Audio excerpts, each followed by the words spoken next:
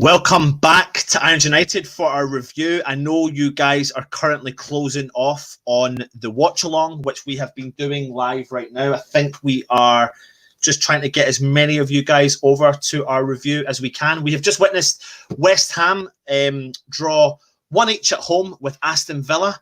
And of course, that score has saved Aston Villa from the drop.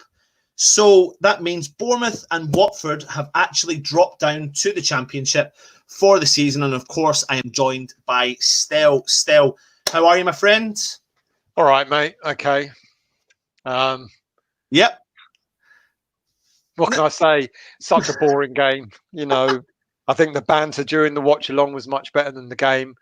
Hopefully people will start coming in from the other stream. Yeah, well, Stel, I tell you what, mate, I'm going to start doing a bit of the promotion. Do you want to discuss the starting lineup for West Ham and Villa? Yeah, let's do that. Okay. I'll go. You've put it up, haven't you? I've got. So, as we know, the news that there was announced that Masuaku was out, and we led to believe that Masuaku had an injury because he didn't even make the squad. We're not quite sure what was going on there. An injury sounds a little bit convenient for me, but let's not think that there was anything else than that. So Johnson came in. He came in at left back, and he acquitted himself really well. And the rest of the team stayed as it was. So that was good to see. And I know people were talking about, and even I was saying that it would have been nice maybe to have had a little bit of a mix-up, a little bit of a change, but it wasn't to be. Aston Villa. Pretty decent lineup. They had Reina in goal with Gilbert, Konsa, Mings and Target in defence. And that little midfield trio of Hurihan, Louise and McGinn. And up front, they had Trezeguet, Samata and Grealish. So, you know, something to play for Villa. They needed to go out there and give it some and try and win the game. But, mate, it wasn't really... It just was a complete. I think Arsenal went up front quite early, so maybe that got to the Villa players. It maybe did, but I don't know. What did I expect from today's game? I don't know. I think I expect West Ham to maybe try more exciting things. I think quite clearly in the first half we saw a West Ham side that were just there to give a professional performance. That's not to say that we didn't outperform Villa in the first half, because I think we did still. Yeah. There's no fantastic memory from the first half, highlights in the first half that I can think of. I think it was just a professional performance from both sides. And like you said, maybe Villa were being cautious, having a look at the results. You know, they push forward too much, they'll concede. They sit back, they maybe hold the defence. If you look at Villa's recent stats, since Project Restart, they've got 7 points in the last 3 games. If you include today's game, that's 8 points in the last 4 games. They've had only 10 errors. You can't really, that'll be 11 now today, errors leading to goal. So they've obviously done something right in their return. So they can afford to sit back and protect what's actually in front of them. And with the recent stats I've just read to you, they've obviously came into today's game, judged it that we need to protect a point. A point's going to be enough, and not let the confident West Ham, who are, you know, with our forward line, confident going forward, scoring goals, attack us and get those goals. I mean, I'm going to get the stats up for the game as well. I mean, it's going to be interesting to see, you know, what were West Ham's final stats in comparison to the games we've been playing recently. Yeah. I know what you're saying. Sorry, there we go. Here's a prime example. I think in the last 3 games for West Ham, we've had nearly over 20 attempts at goal. Today's game was 10 to Villa's 13. We've had 1 shot on target, 1 to Villa's 4 shots on target. We've had 6 off target to Villa's 5 on off target. Possession, we had higher possession with 62%. I think a lot of that was played in the midfield still. But I think that's just proven exactly how the game was going to go today. Villa protected what they needed to do. Yeah, and I guess they did that quite well. You know, that you could see the celebrations at the end of the game. You know, they knew they were safe. They're quite happy. It was Yeah, I just think they had more to play for, didn't they? But they kind of went out there and they did what they had to do. Bit of a weird goal that they got against us. It went right through Fabianski's hands. We don't quite understand what happened there, but yeah. I think when you come on to a player like Fabianski, I mean, he rarely makes any errors in the game. So, you'd rather him make an error in the game when it's Villa, when West Ham are safe at the end of the season, than make it when we are struggling for, our survival, etc. But, it wasn't a huge amount of game. I mean, what was your kind of memory of the first half? Just we were talking a lot. We were talking about the trio of the midfield players: Mark Noble, Souček, and Rice. It was comfortable, wasn't it? It was a comfortable game. We didn't feel that we were under any pressure at any time. We didn't feel that we were sort of put under the cosh.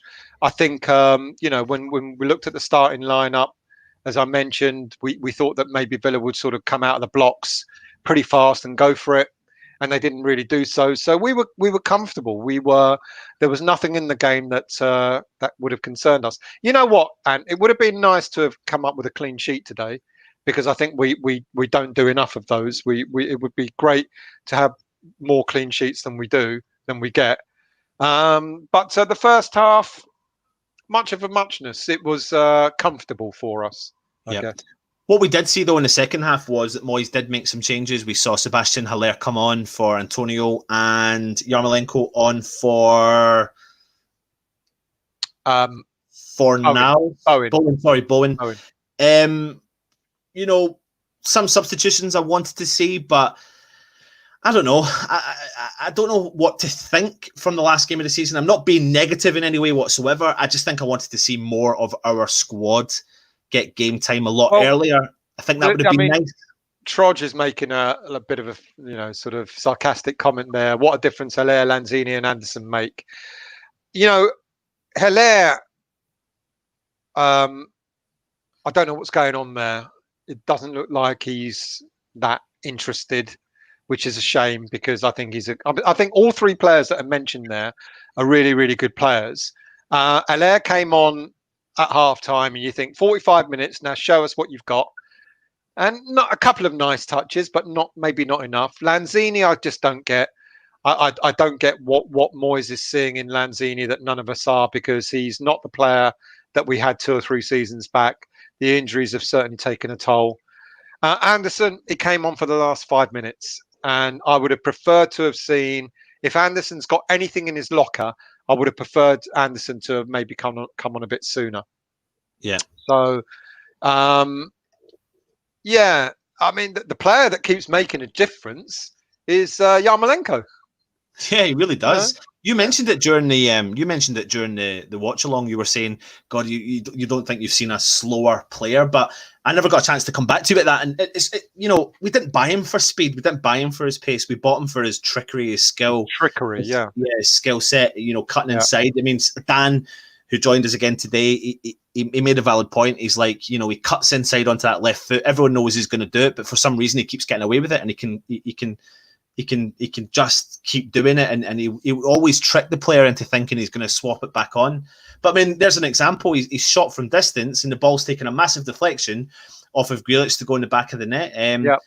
But it's a much game. It's just one of those games, isn't it? Still, listen. Before we continue, let's have a look at the West Ham starting 11 from today, and we'll kind of digress on maybe the defence.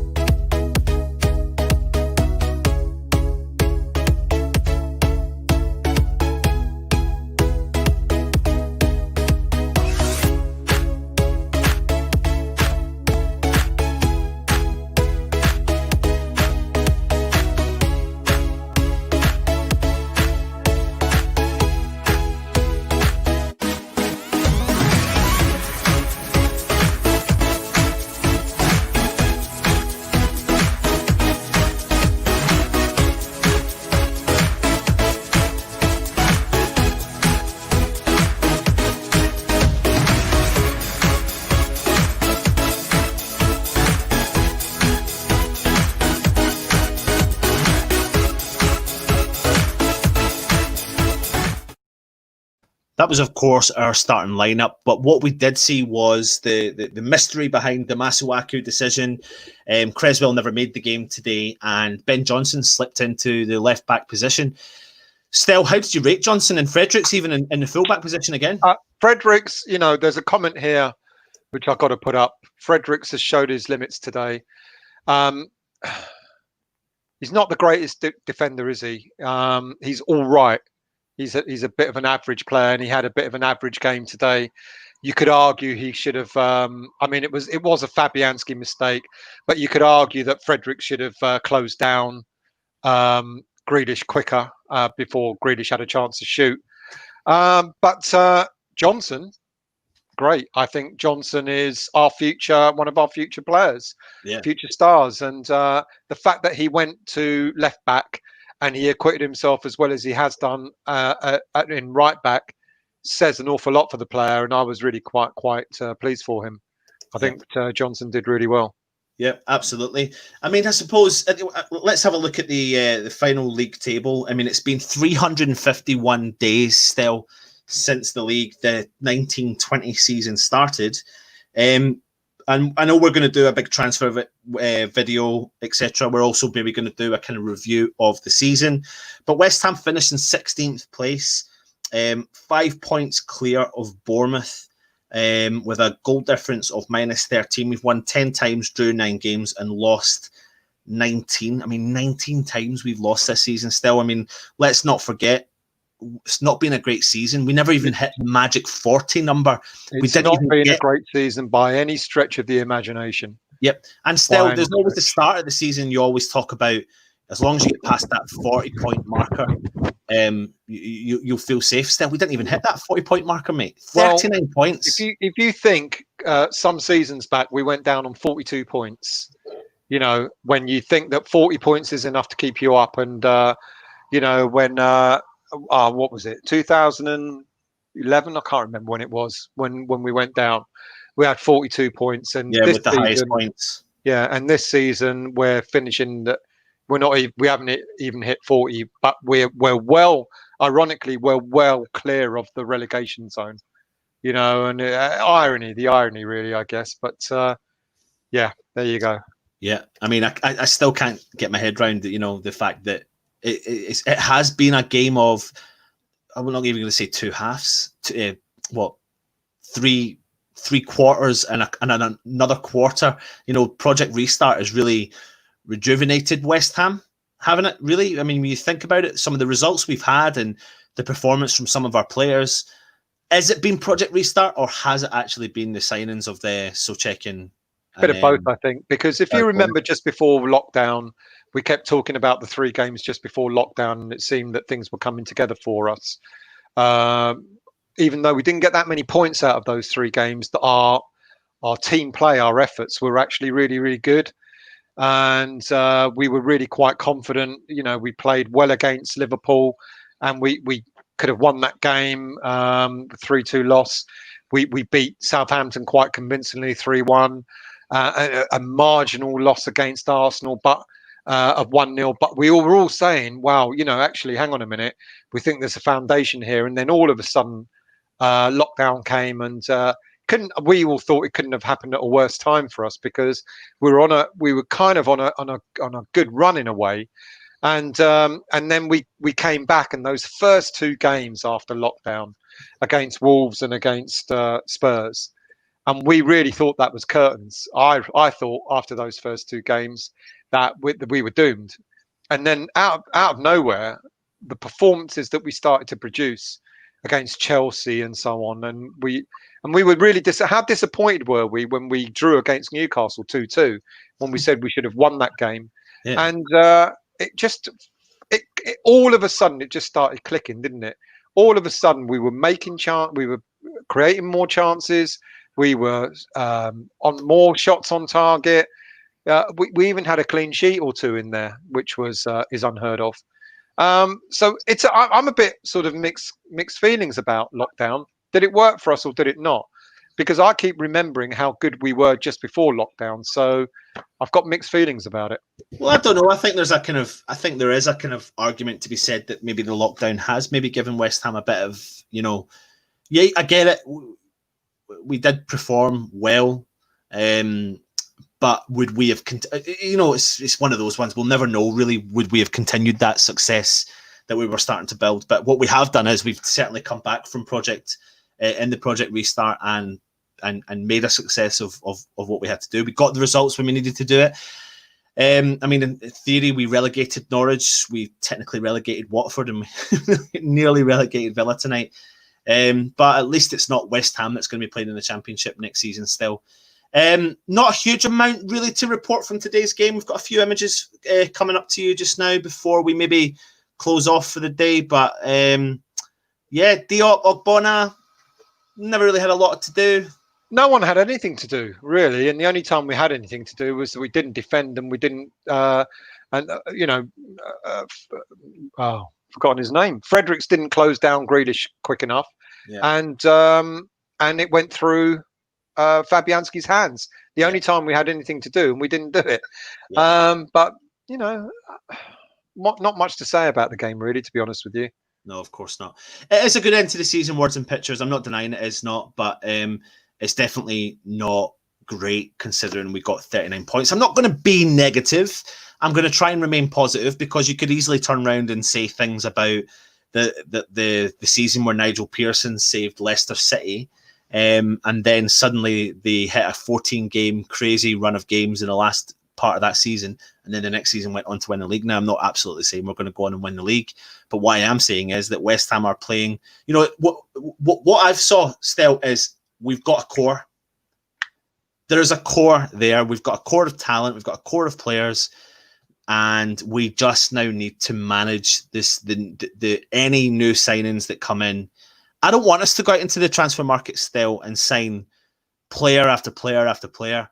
It's going to be interesting, mate, to see who is really going to go and who's going to stay. And as we mentioned during the watch along, there are an awful lot of players that are on the last year of their contracts that either West Ham can have run down their contracts or they can have them, they can sell them.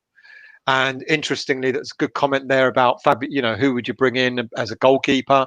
Fabianski is in his last year of his contract, I understand.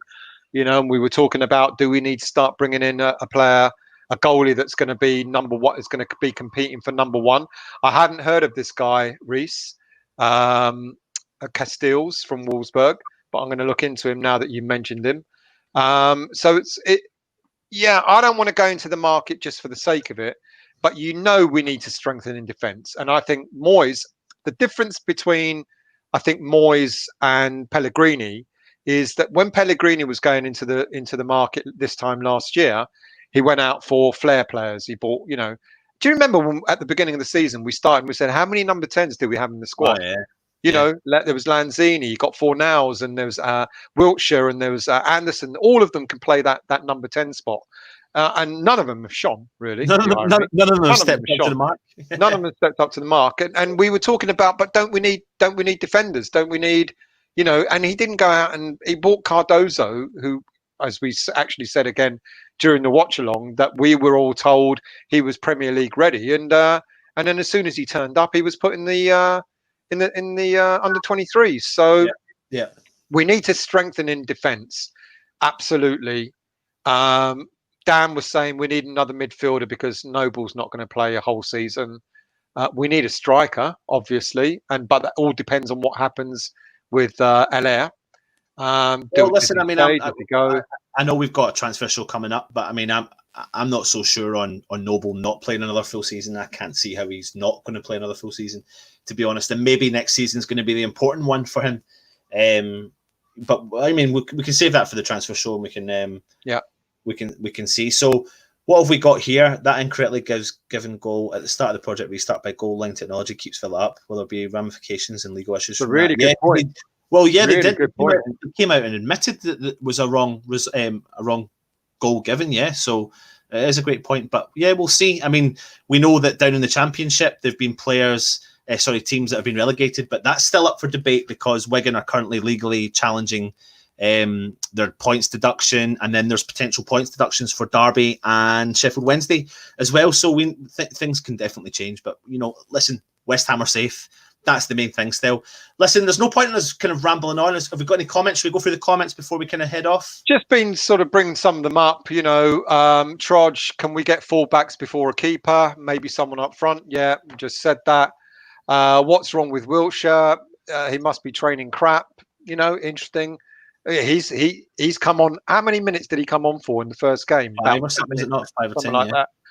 I think the one thing I'm concerned about is that, and I think it was Dan or Matt said it during the watch along, that Moyes has got his favourites.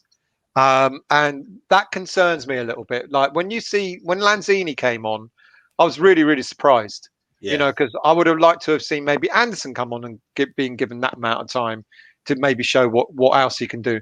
Or Wilshere, or we've got a couple of youngsters, Connor Coventry and players like that. But I'm beginning to wonder if he's going to keep Lanzini. Do you know that? I'm beginning to wonder if he's going to keep him. But no. What else have we got? Vaclav. Noble, with all respect, he's just making West Ham slower. West Ham has a poor keeper. In front is only Antonio, so you miss one striker, 2 defenders on wings. That's my opinion. So, he's talking about where we might need to strengthen there as well. Yeah. But as far as the game's concerned, mate, I don't know what else to say. No, there's nothing really else to say. Listen, give me your man of the match. You have to choose one. Just go for it. Oh, my God. It's tough, mate.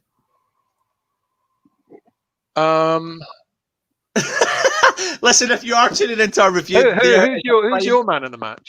I'm actually struggling, and I think I would just have to say a name for the sake of it. But I'm gonna say Johnson. Yeah, I'm gonna say that's exactly what I was gonna say. Yeah. So obviously we're obviously thinking of singing off the same hymn sheet. So listen, that's been our review. I hope you've enjoyed our watch along, which was on a little bit earlier. We came straight on live for the review. We hope you have enjoyed it. Listen, we hope and we thank you for sticking by us this season. Yeah, absolutely. It's been an absolutely crazy season. It started 351 days ago with a 5-0 defeat to Man City, and maybe set the tone for how the season was going to go. But we will do a review of the season coming up over the next coming days, and we will come to you with a transfer show. But then obviously the pandemic kicked in, and we have to make sure that everyone's safe, and we decided to do watch-alongs.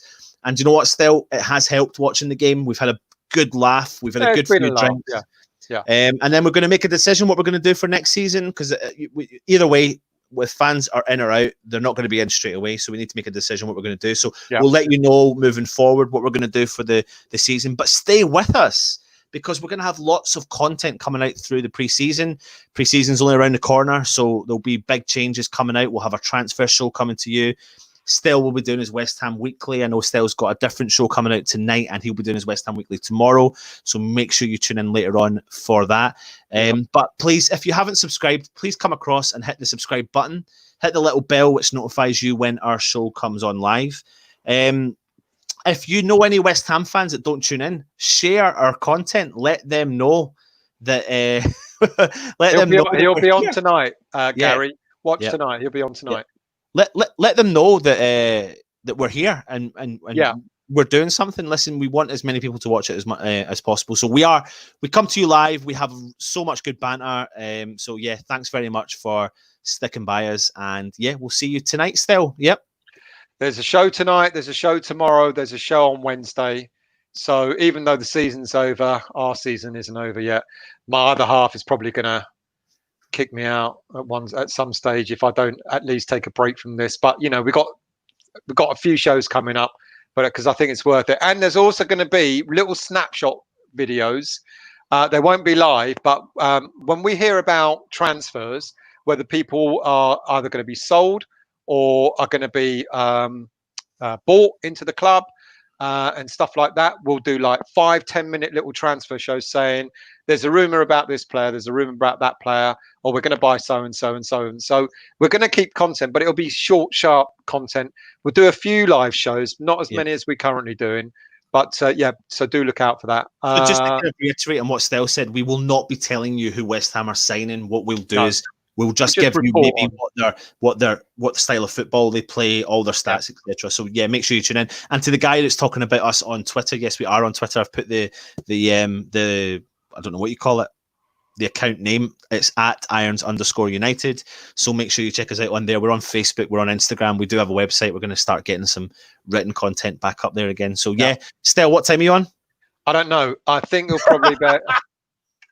What's the time now? I've got to spend some time with the missus. It's 8:30. Probably about half 8. It's 6:20, mate, not 8:30. No, I'm saying it might be 8:30. I'll be on round about 8:30. But well, there'll be a notification that will go out. So. Probably 9 o'clock then. But make sure you tune in tonight for Stells. Listen, thanks very much. West Ham drew 1-1 with Aston Villa. Both West Ham and Villa are safe, sending Bournemouth, Watford, and Norwich down to the Premier League. And at the other end of the table, there was what? I think Man U are in the Champions League, aren't they?